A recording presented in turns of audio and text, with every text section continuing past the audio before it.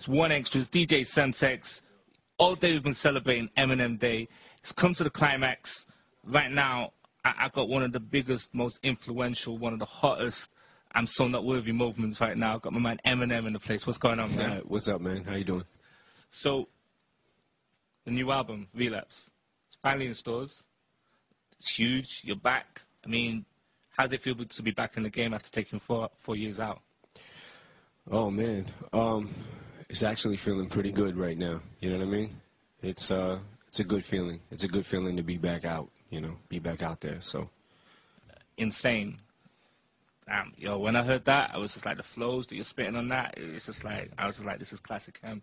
It's crazy. I mean, did you deliberately want to go hard on this one? You know, like with the vocal delivery and switching up the styles? I guess with every record, I try to, like, at least do something a little different than I did from the last record that I just wrote. Do you know what I mean? Like, so, but with every beat, I always kind of try to, I try to challenge myself just to come up with different flows and different cadences and things like that. You know what I mean? Because I think if I do something, for me personally, if I do something twice on a record, like the same flow, I'm going to recognize it and I'm going to go, oh, that's the flow from, you know, such and such record or whatever. So I try to make it a little different. And, you know, with each beat, I feel like sounds different and makes me rhyme different, you know, the way Dre put everything together. So, Old time's sake, it's good to hear you back on the track with Dr. Dre rhyming.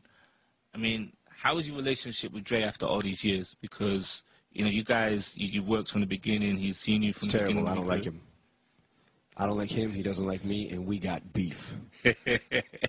Nah, our relationship is great, man. It's the same as it ever was. If anything, it's better, you know, because we actually, early on, you know, when I first signed to Dre's label and everything, we worked together, like, in the studio, and we would have sessions that would last, you know, 2 days in a row, 3 days in a row, but we never got, and we'd hang out, you know, when we were on tour or things like that, or in the studio, just various things, you know, working on his record or my record, but there was never like a time period where we got a chance to sit down and make an album from scratch months in a row. For months we worked together. You know what I mean? We never got a chance to vibe like that. It was always a day or two here, maybe a full week blocked out and just vibe. And, you know, obviously me and Dre are friends aside from business, you know. And apart from one track, he's produced the entire record. Yeah, yep. Not many artists are ever going to be able to achieve that in their lifetime. So, yeah, not many artists will be able to have that many Dre beats on a record. You know, that's crazy. That's crazy that your album's called Relapse. His forthcoming album is going to be called Detox. Like, can you give us any insight on the Detox album? Because that's like, with Dre, Dre's got a lot of material for this record, and he's recorded a lot of material. I think that more so than anything, though.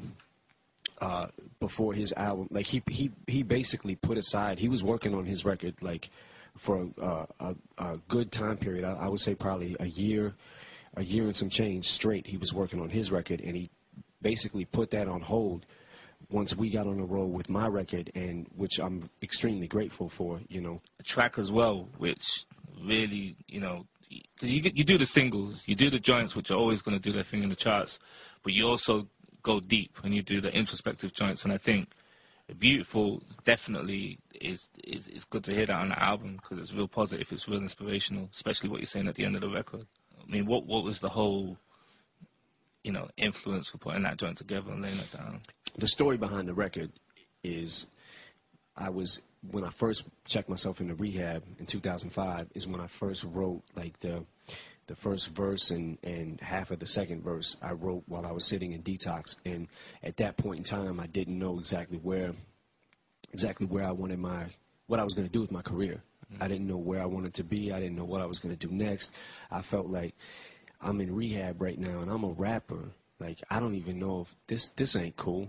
I mean, it's not cool for anybody, but these are the thoughts in my head. Like, you know what I mean? I'm a drug addict rapper. In hip hop, that's not acceptable. You've been through a lot in the past few years.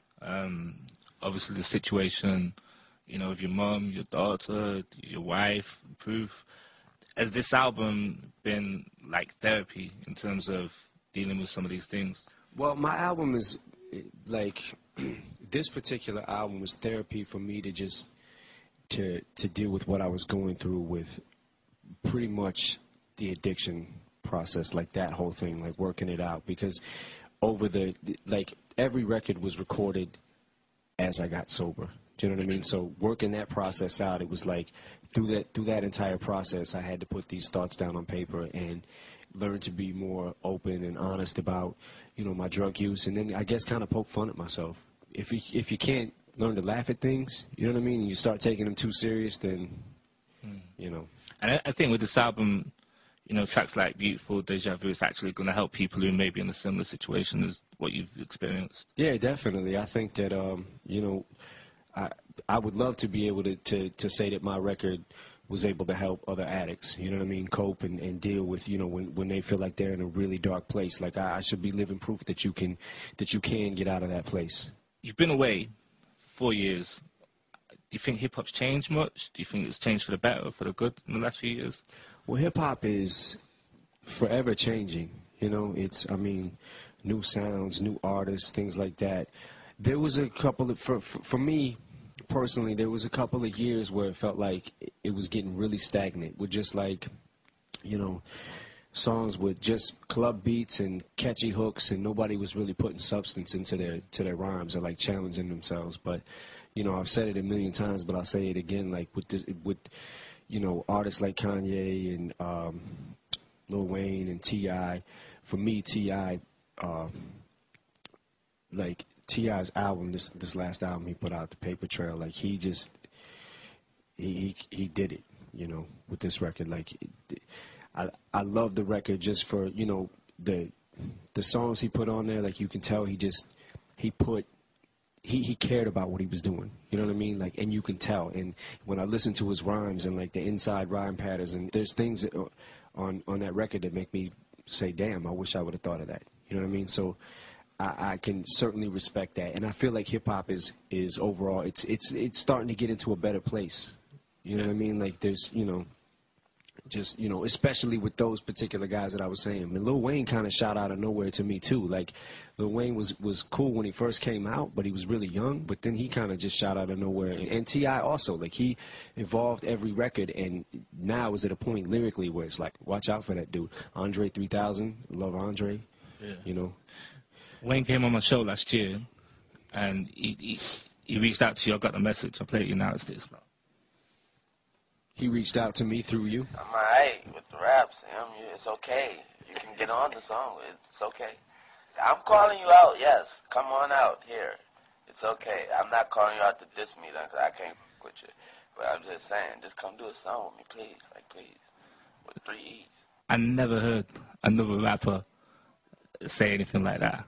But he was like, he said it twice. He came on twice on my show last year. He was like, I really, really want to work with him. And that was it. That was like the last interview. He was like, please do a joint with me. So, well, I think that at the time that he was saying that, because I heard that message too, but at the time that he was talking about that, I was not only starting to record my album, but I was working out the whole getting sober process. I was in no space to record anything with anybody. You know what I mean? So as far as that goes, and doing a record with Lil Wayne, I'm open to whoever, you know what I mean? Like doing whatever with anybody. And especially at this point in time, I just, you know, I wasn't in the space to do anything with anybody, you know what I mean, at that time. But what's next? Because you've got Relapse, you're back in the game, you're back on top form, but what's next for the rest of the year? What are you looking to do? Well, the rest of the year, I'm going to focus on obviously Relapse 2, putting that record out, making sure that is right, and go back, help Dre with whatever he needs for his record, input or whatever, and make sure 50's album comes out right, you know what I mean? Like, put input in for that and try to help him with his record, and you know, probably reassess things with the label and see what's going on there. And, you know, I mean, we still got Cassius, you know, on the label, and Cassius is crazy, you know. It's good to see you back, fully focused, albums banging. It's like, you know, hip-hop definitely needs you, so it's good to see you back on top form. So. Thanks, man. I appreciate that. Yeah.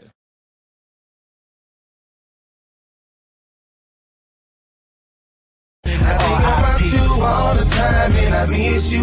You don't know how much I wish you were here. You were my best friend, my homie, my brother, and I miss you.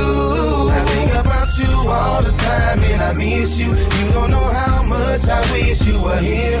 You were my best friend, my homie, my brother.